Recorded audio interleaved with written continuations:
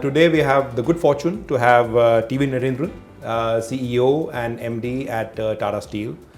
We do an annual survey. PwC does an annual survey of all CEOs across the globe, and the findings get released in Davos.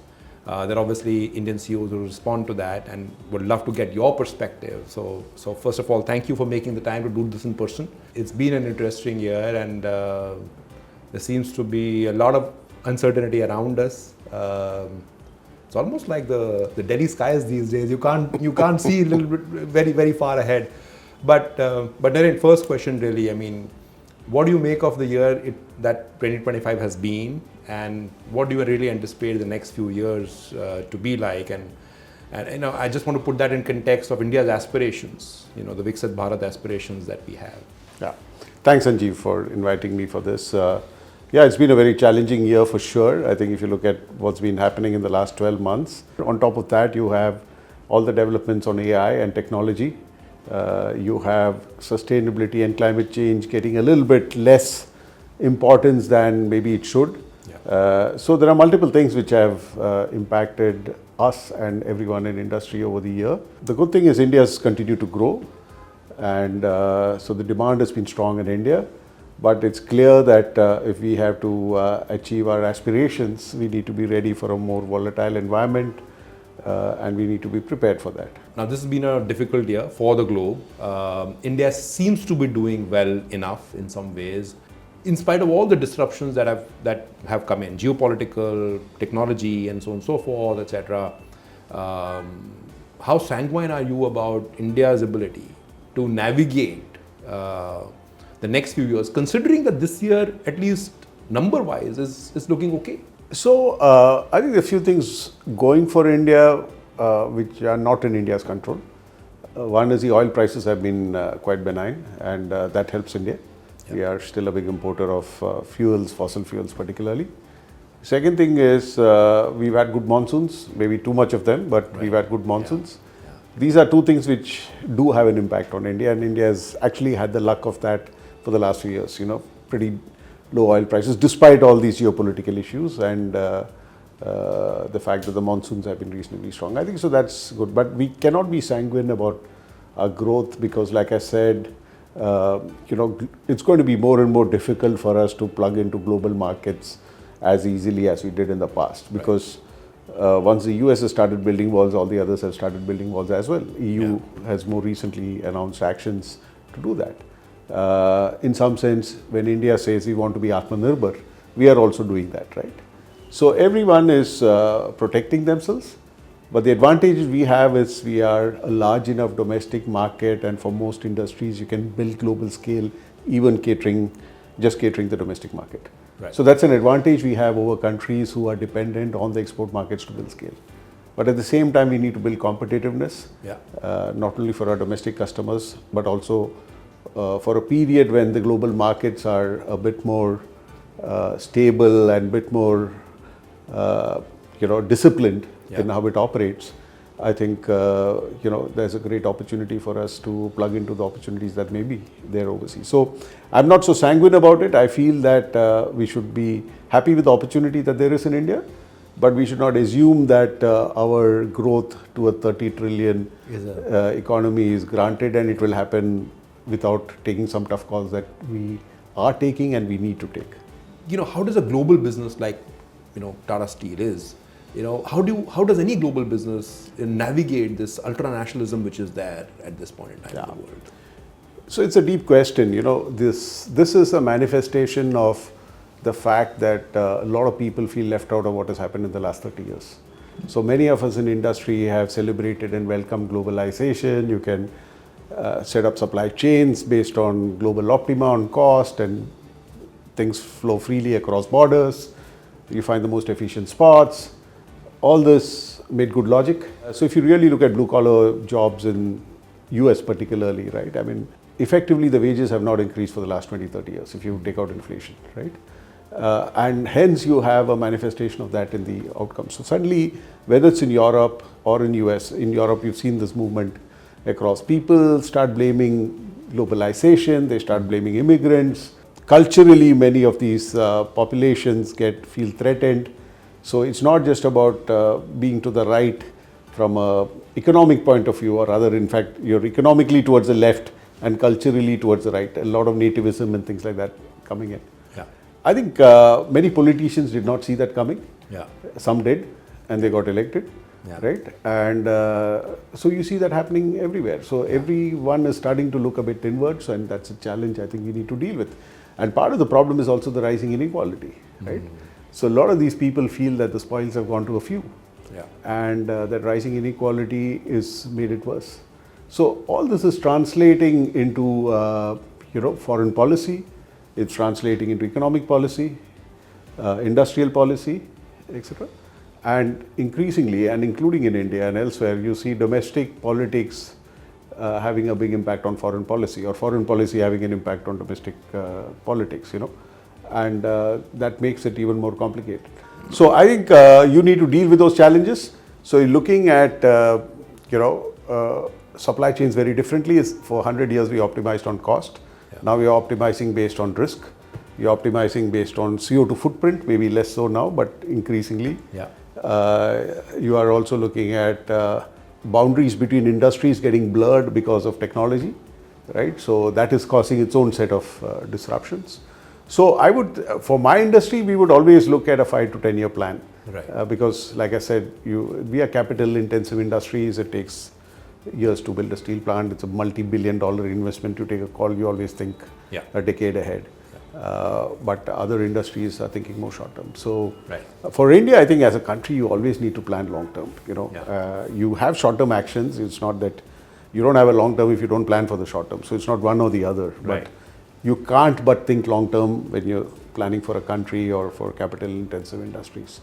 But again, just changing tracks now. I mean, I was just looking at some data points, and it seems that there is a huge amount of steel capacity which in India which will come through until I think 2031 it said.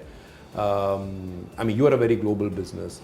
Do you believe that all the capacity creation that's going to happen, and all of these are integrated steel plants, right? I mean, and there are then foreign investments which are also coming in. India has the ability to absorb all of this, or one has to look at external? Absolutely. I don't think demand is going to be an issue if you believe India will develop. Right.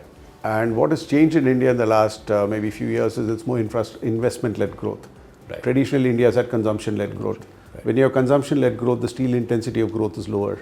Right. When you have investment-led growth, the steel intensity is higher. For all practical purposes, the steel consumption in India over the next decade or next few decades, as long as India is growing and is investment-led growth, will be higher than the GDP growth rate. Right? So India is already producing about 140 million tons of steel. The demand is around 140, 150 million tons. Last year, the steel consumption grew at 10%. So 10 to 15 million tons of steel capacity needs to get added every year. Right? So that's what you need to do to stand on the spot. Right. India is the second largest producer of steel in the world. Okay? But China produces and consumes 8 times more steel than India does. That goes to show how big the gap is. So I think the demand is great. Demand will be good. The question is the profitability, and will you then have the cash flows required to make the investments? Because 15 million tons of steel is $15 billion. How many companies have the ability to invest that kind of money, generate that kind of money, have a healthy balance sheet and make those investments? So that's why while the demand is there, there'll be fewer and fewer people who have the capability. And then in India, acquiring land, setting up a steel plant, cost of money, you have so many challenges to deal with, So I'm not concerned about the demand. I'm more concerned about the profitability of the business, not for Tata Steel, but in general for the industry. The demand is there, the supply is getting created. The question in the mind then is that two questions. One, maybe not directly coming out of it, which is about scale, and I do want to get your views on scale, because unless you have scale, the factor cost is possibly not good enough, and you're not economic enough, or you can't compete. So that is one. How do you think about scale? Historically, India has not appreciated scale, but I think maybe there is a paradigm shift which is happening. The second one is that when we look at some of the other factors, which we will speak shortly. I mean, this whole thing about how are you producing and what are your supply chains? I mean, is your steel green, for instance? I mean, and what's the absorption capacity? The cost goes up. I mean, if you want to do green steel, the cost goes up. So scale is important in industries like ours. So Tata Steel is the 10th largest steel producer in the world. Okay, so for us, we've built scale through growth in India. We've become 3 times what our size was in India in the last 10 years through organic and inorganic growth. Okay, but the second part of your question on green. Yeah. In Europe, we are not growing, but we are transforming. So we have 10 million tons of capacity in Europe. Right. We are transforming the process route to make greener steels. Right. But the transformation or the transition will happen only if 3 things come into play. Firstly, the industry needs to put in money, which we are doing. Yeah. Secondly, the governments need to support, right, through policy and through capital. Right. So we're getting 40% of our investment in the UK from the government. We're spending 1.25 billion pounds, out of which 500 million is coming from the government and 750 is ours. In Netherlands, we've just negotiated with the government to get a 2 billion euro support. We are still, it's non-binding and we're going through a lot of the details. The third element is customers need to pay a premium because the cost of producing steel through the green process routes are going to be more expensive because for 100 years you found efficiencies in using coal and iron ore. You want to use gas or hydrogen or scrap or whatever else, it's going to cost you more, right? So in India, the policies are starting to come in. Customers are not yet willing to pay, so there's no business case for the transition. Right. And we don't have scrap, we don't have gas, things like that. So I think in India, focuses on growth, build scale. Of course, become more and more CO2 efficient through natural efficiency metrics, and initiatives. But in Europe, it's about closing the blast furnaces and using other process routes. So we already closed 2 blast furnaces in the UK. We're shifting to a scrap-based facility which will be up in 2028. In Netherlands, we are discussing with the government to close the blast furnaces, use gas-based processes. So that will happen over the next decade or so. Right. So by 2035, hopefully all our production in Europe will be green. Right. In India, we are setting up a green steel plant in Ludhiana, which is recycling scrap. We set up one of India's first proper scrap, processing facilities in Rohtak about 4-5 years back. Right. We're setting up a scrap-based plant in Ludhiana, which will use green energy, which will produce steel at 1/10 of the CO2 that we emit when we make steel, let's say in Jamshedpur, which is the most efficient integrated steel plant from a CO2 point of view in India. But we'll be at 1/10 of that in Ludhiana as we melt scrap using green energy. So we are doing that, but we can't scale it up unless there's a business case for it, right? Do you think this whole thing about carbon or broadly sustainability could become a value differentiator? So if you look at the short term, you will think of it as a value depleter. If you think of it in the long term, you will think of it as a value creator, a differentiator. I think the question to ask ourselves is there a problem or not? There is a problem. We can argue about the size of the problem, the cause of the problem, but there's no denying there's a problem. Yeah. We're seeing in Europe that it's not just about CO2, it's about health issues. Right. The emissions, the footprint. It's not necessarily just industry. What is the footprint created by farming? What's the footprint created by mobility?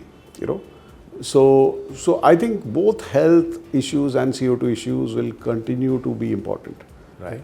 I remember, I think it was in our last conversation that you mentioned that steel is possibly the most recyclable. Yeah, it is. It is. It is the most recyclable metal. Yeah. Simply because you can separate it using magnets. Right. So that's a big advantage steel has over aluminium, for instance. Right. So if you want to segregate steel, steel is more easily segregatable and hence more recyclable. The problem with recycling is segregation. Right. Whether it's metal or non-metals. If you don't segregate it properly, you can't recycle efficiently. Yeah. So steel, that's why steel gets recycled multiple times. It can get recycled infinitely actually. Right. So it's I think a good metal for recycling. The other big disruptor that everybody loves to talk about is AI these days. Same time last year, when I used to speak to people on the AI side, they used to be curious about it. Today, people are more willing. So in this 12 months period, I can see that there is a very evident shift where people are saying that, okay, how can I leverage it? It's not just about curiosity, that, okay, what potentially can be what somebody else is doing because it was supposed to be very expensive, this, that, and the other. Today, if I'm not trying to do it, am I going to get left behind? So in the 12 months, this much has happened. Where do you see this going? No, absolutely. What he's saying is absolutely right. I've been tracking this space for some time. I also went to the West Coast recently on work in October and spent a week with a lot of the tech companies. And it was an eye-opener. Huge amount of money is being invested. So there are two ways I look at it. One is each of them are spending about $80 billion per year. Okay. So I've told my colleagues, and we are looking at it, is to say, hey, a lot of those money is going into data centers. Data centers means a lot of steel. Let's figure out how we can get into that space, because that's a lot of money. We can get a share of it, right? The second is what they get out of it, which is AI. And again, Tata Steel has been, in some sense, on the curve or ahead of the curve on the digital journey over the last 8-10 years. We've been recognized by the World Economic Forum, at least 3 of our sites. Yeah. The one in Netherlands and 2 in India, the Kalinganagar site and Jamshedpur site, as lighthouses by the World Economic Forum for use of digital technologies. So we want to be on the curve or ahead of the curve on AI as well, right? So there's a lot to do, and there's huge opportunity as well. So all I'm hearing is there's going to be a lot of investment on the supply, which is good for me if I'm a customer, right? So then the question is, how do I leverage that? How do we get the organization ready for it? So we once again started what we did 8-10 years back. We have reverse mentors, youngsters teaching us leaders on the subject. I did a 1-hour session this morning with my reverse mentor, who's 24 years old. Oh, wow. Yeah. So we did that. We did that 8-10 years back, and that helped us a lot in our digital journey. We're doing that in AI. So I believe it is moving very fast. We need to be on the train, otherwise you totally miss it. But at the same time, things are changing so rapidly that, if you're making investments, think about it. But if you're a user of somebody else's investments, then you're in a good place.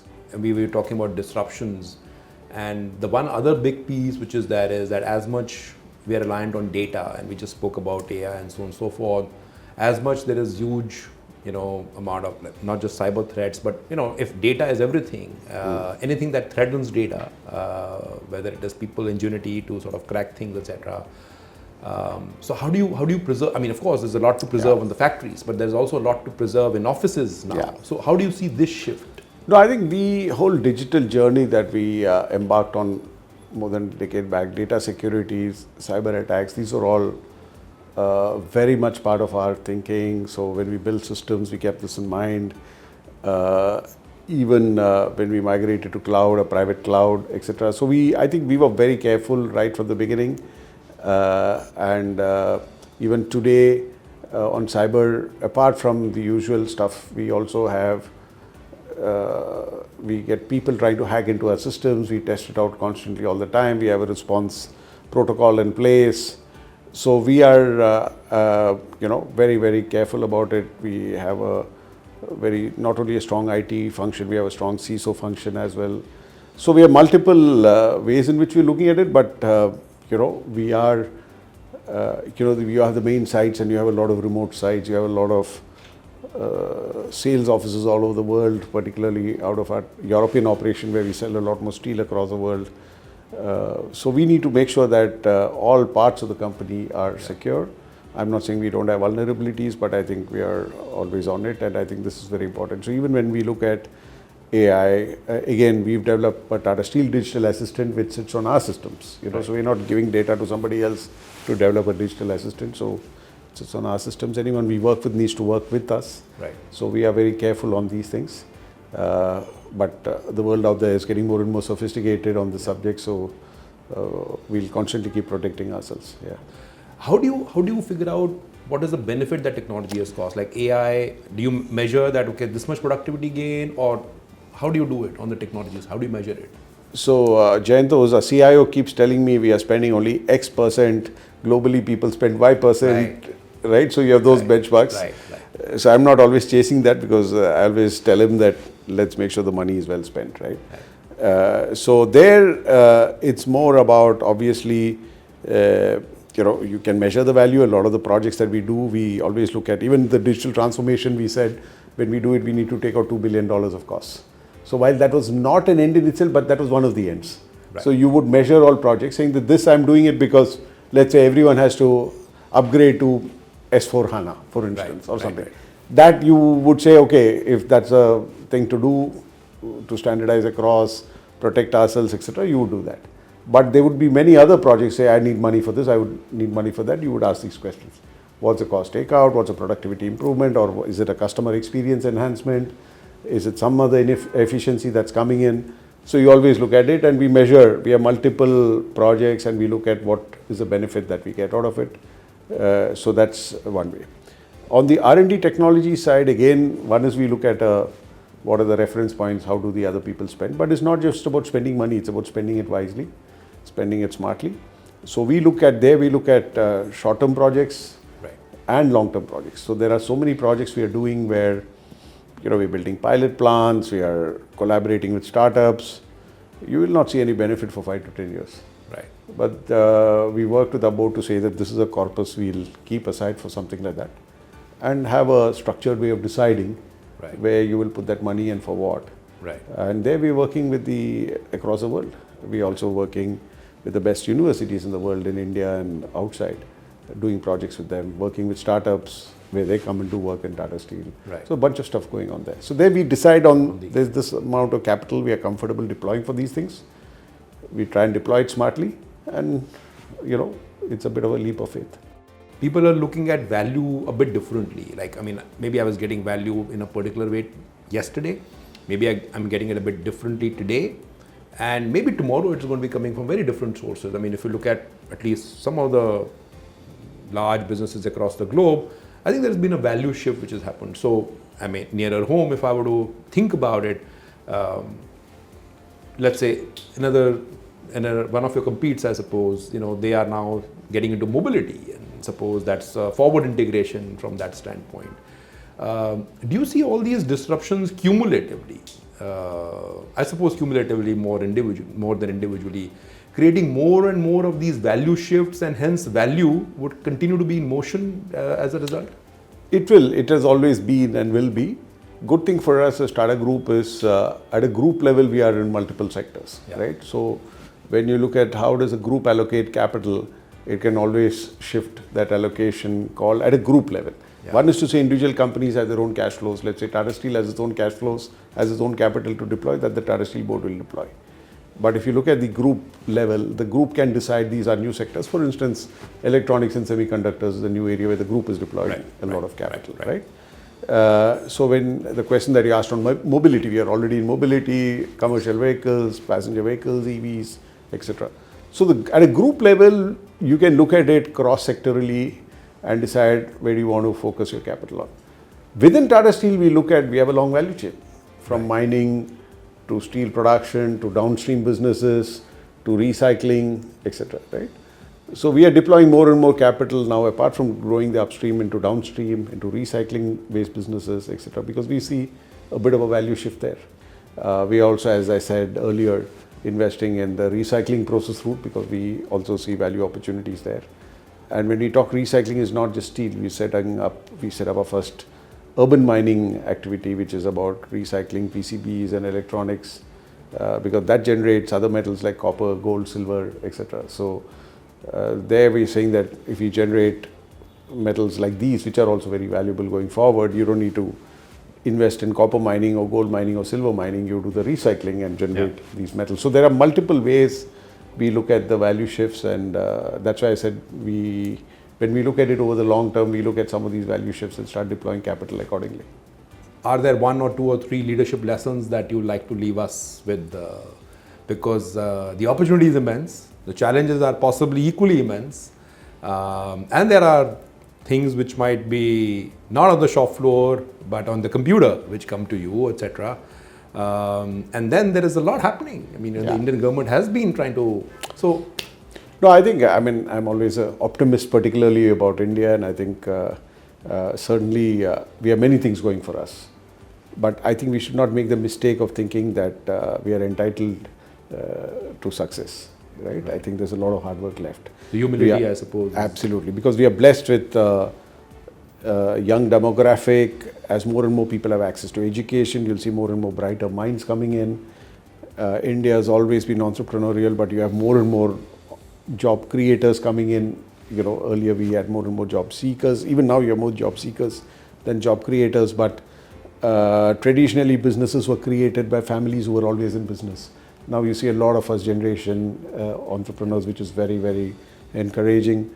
Like I said, India is one of the few markets in the world where you can build global scale just selling in the domestic market. Not many countries can say that, right? Yeah. So I think we have a lot going for us, and we've had, at least at Delhi, you had political stability, you have more and more states competing with each other for investments. Earlier there were 2-3 states, now there are more and more states competing for investments. You also have very populous states now recognizing that there is a need to do better. Yeah. And I think that's important. We can't have just a few small states doing well or some big states doing well. You need all states to do well. Certainly there's a lot more interest in India than there was 10 years back, 15 years back. So I think there's a lot going for us. So I would think which is important in your professional lives, as an individual, as a corporate, as a country also, we should have the humility to accept that there's a lot more we need to do. Yeah. Focus on improving ourselves continuously, learning from the best, aiming high, and focus on execution, because oftentimes our ambitions are great, aspirations are great, we falter in execution. Yeah. No, that's wonderful and so brilliantly put. But if I may still ask for one personal learning that you have had from the many years of being in leadership, what would that be? I mean, to me, like I said, it's about adapting, changing, recalibrating your goals, and being relentless in its pursuit. Yeah. Thank you. Yeah. Thank you, Narendran. That was brilliant talking to you, and thank you so much for Thanks, Sanjeev, for always inviting me.